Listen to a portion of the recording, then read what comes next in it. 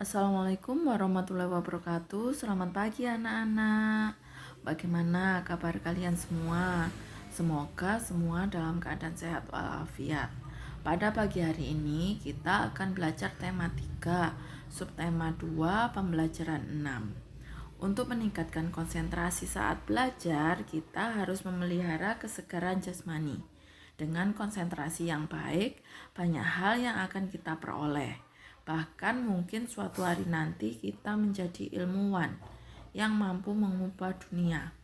Nah, sekarang mari kita olah tubuh dengan mengulang kembali latihan untuk menjaga kebugaran jasmani. Sebelum berolahraga, baca informasi berikut untuk memperkaya pengetahuanmu tentang sejarah penemuan beberapa cabang olahraga. Sejarah penemuan badminton. Nama badminton berasal dari sebuah rumah atau istana di kawasan Gloucestershire, sekitar 200 km sebelah barat London, Inggris. Badminton House, demikian nama istana tersebut.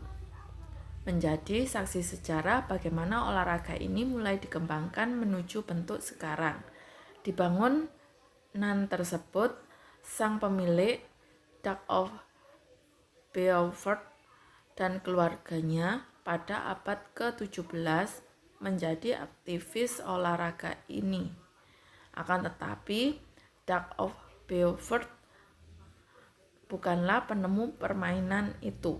Badminton hanya menjadi nama karena dari situlah permainan ini mulai dikenal di kalangan atas dan kemudian menyebar. Badminton menjadi satu-satunya cabang olahraga yang namanya berasal dari nama tempat. Usai berolahraga, kita akan kembali belajar. Pensil adalah benda yang selalu membantu kita saat belajar. Amatilah pensil tersebut. Tahukah kamu asal-usul pensil tersebut? Apa manfaat pensil? Baca teks eksplanasi ilmiah berikut dengan teliti. Pensil si kecil yang amat penting. Pernahkah terbayangkan olehmu gimana sih manusia bikin tanda dan tulisan sebelum ditemukannya pensil? Bagaimana proses penemuan pensil hingga menjadi bentuk pensil seperti sekarang dengan proses pembuatan yang lebih modern. Zaman dulu manusia menggambar dan menulis dengan menggoreskan ujung pisau ke batang pohon. Lalu pada masa Romawi kuno, sebilah logam tipis dipakai untuk membuat goresan pada batu dan lembar daun papirus. Perkembangan pensil dimulai sejak ditemukannya grafit pada tahun 1564 di Borrowdale, Inggris. Grafit ditemukan sebagai material yang dapat meninggalkan tanda hitam yang cukup pekat, namun terbukti lunak dan gampang patah. Untuk itu, grafit membutuhkan tangkai pemegang. Pada mulanya, grafit hanya dibungkus oleh tali yang terbuat dari kulit domba. Terus, ditemukan cara untuk memasukkan grafit di antara dua bilah kayu yang dilubangi. Ketika itulah mulai dikenal alat tulis yang kini dinamakan pensil. Pensil mulai dibikin secara massal pada tahun 1662 di Nuremberg, Jerman. Selanjutnya mulai abad 19, Faber-Castell, Lyra, Staedtler, dan perusahaan-perusahaan lain mengembangkan pensil buat alat tulis secara pesat.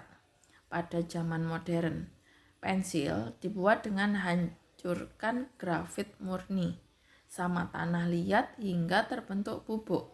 Kemudian campuran itu dicetak menjadi bentuk tipis, panjang, dan dilapis dengan kayu. Jadilah pensil dengan bentuk yang kita kenal saat ini.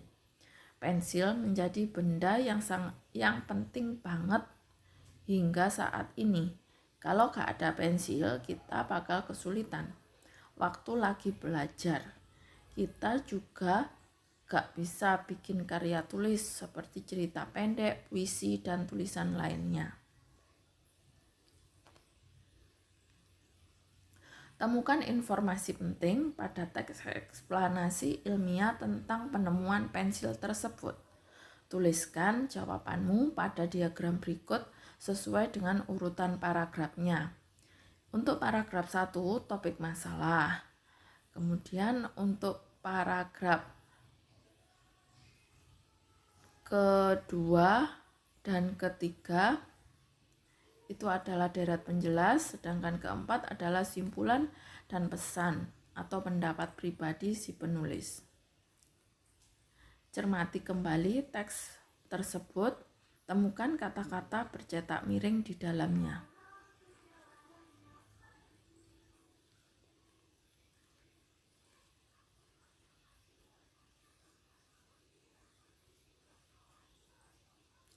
Tulis semua kata bercetak miring tersebut untuk pembelajaran berikutnya.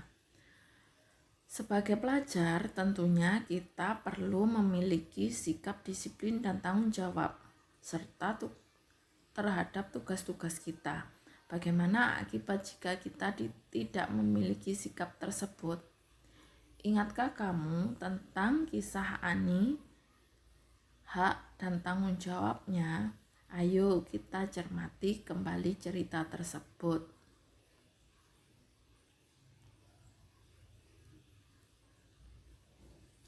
Kewajiban dan tanggung jawab.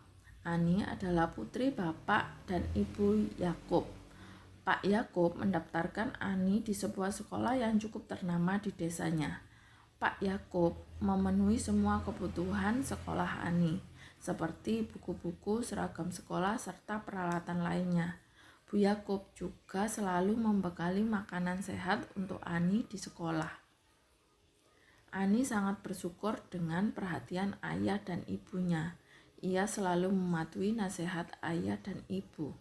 Ani selalu rajin sekolah, rajin belajar, dan mengerjakan tugas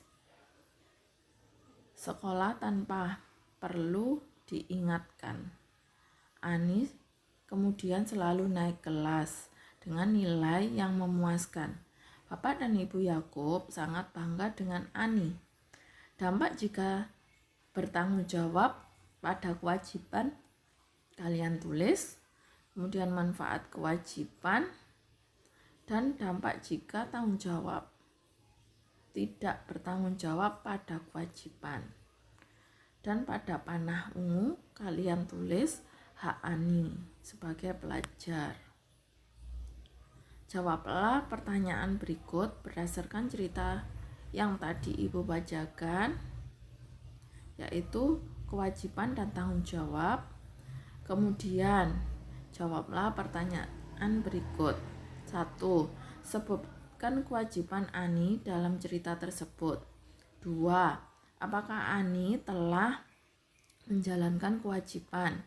Jelaskan dan berikan contoh.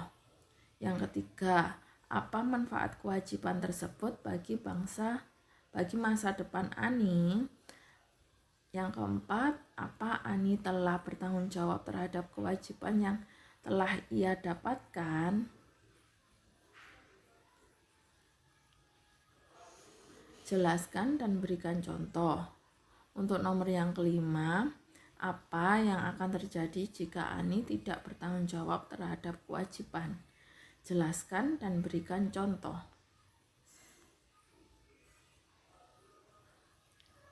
Bagaimana dengan dirimu sendiri? Apa kamu telah bertanggung jawab terhadap kewajibanmu? Nah, sekarang saatnya untuk merenung dan memperbaiki diri. Tulis pengalaman dirimu dengan menjalankan kewajiban baik di rumah maupun di sekolah. Tuliskan dalam diagram berikut. Di sini ada diagram hak dan tanggung jawabku di rumah dan di sekolah. Untuk kewajiban ditulis kewajiban yang harus kamu kerjakan di sekolah dan di rumah. Kemudian akibat jika bertanggung jawab. Jika telah melaksanakan kewajiban di sekolah dan di rumah, akibatnya apa jika telah bertanggung jawab melaksanakannya. Kemudian manfaat kewajiban. Apakah manfaat kewajiban jika telah melaksanakan kewajiban dengan baik? Kemudian apa jika tidak bertanggung jawab? Di sini kalian tulis apa yang akan diperoleh jika tidak bertanggung jawab terhadap pekerjaan.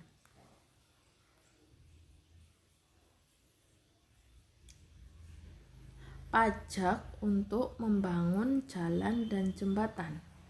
Ini adalah salah satu manfaat pajak dari para wajib pajak, yaitu untuk membangun jalan dan jembatan. Kiranya cukup sekian, Ibu akhiri. Wassalamualaikum warahmatullahi wabarakatuh.